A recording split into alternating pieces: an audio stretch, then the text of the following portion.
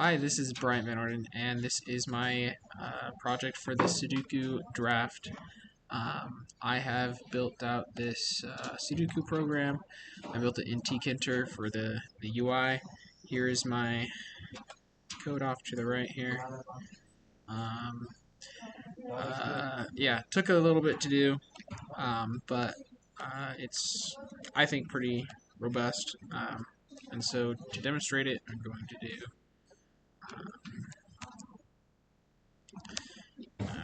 8 in here.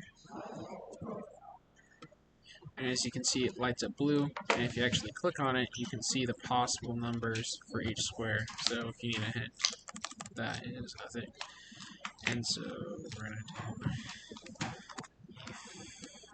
E5, and do that, and that goes there, and then you can actually save your progress. Save, and then let's open it back up. Run it again. Previous game. And there. So, anyway, hope you like my project. I will add on a couple cooler features next week.